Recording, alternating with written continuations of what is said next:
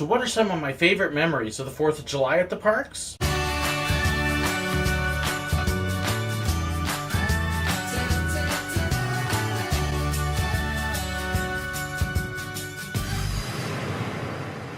Fourth of July is a special time of year at the parks. It's when you'll see them go all out with fireworks displays and various other activities. It's also a very interesting day for the park employees as well. It's usually a very busy day. It's often hot, crowded, sticky. At Silver Dollar City, when we were going to do fireworks one year, they decided to have a practice day a few days ahead of time to make sure all the fireworks would fire okay. Except they forgot to tell all the employees. We were out in the woods, we're doing our train robbery, and we're about a quarter to a half mile out in the woods away from the actual main part of the park. And as we're out there doing the train robbery, all of a sudden, you start hearing these explosions. Boom! Bang! It scared us to death because we didn't know what it was. And with the hills and the trees, you couldn't see the fireworks. All you could do was hear these big, loud explosions. There was panic all over the park among the employees. What's happening? What's going on? What are we doing? And then we hear the radio call. Oh, sorry, we forgot to warn you. Thanks a lot. At Busch Gardens, I can only remember one time that we actually had fireworks. My biggest memory, they had warned us ahead of time not to park in the usual parking lot that the employees used. It's actually hiding in the center of the park with the park all the way around, and you drive in and then park in the middle. Well, they wouldn't let us park in the main lot that night because of the fireworks. And it became very apparent when we were leaving that night why. Because there was fireworks debris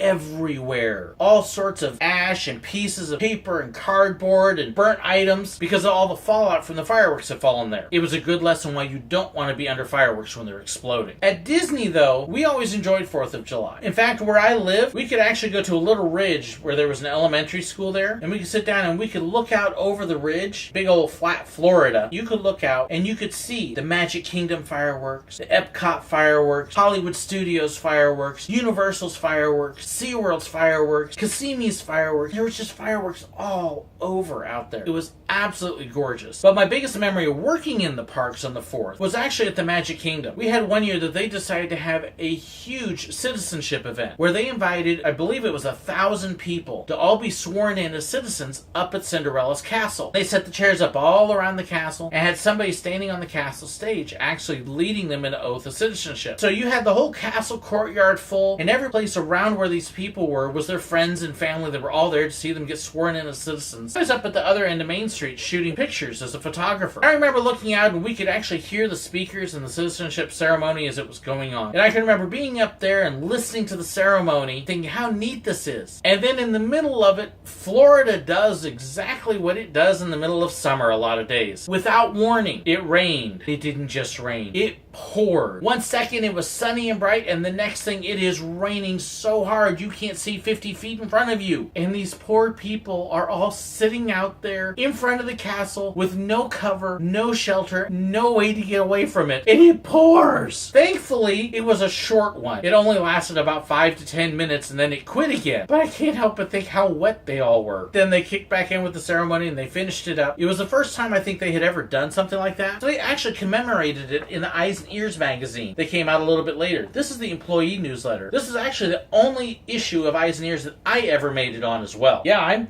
actually in that picture. What do you mean you can't see me? I'm there. Look, I'm right about there. See me now? The other thing that was really neat about that day is after the ceremony was over, they brought in the Thunderbirds who flew over the park, right over the castle, and did a big display right over Magic Kingdom. That was one of the coolest things I have ever seen. It was a great way to celebrate the 4th. I hope that you have a wonderful 4th of July as well. If you're celebrating it with fireworks, be careful. Have a wonderful celebration of the United States Independence Day. Have a wonderful holiday weekend. Don't forget to like and share the video. Thank you so much.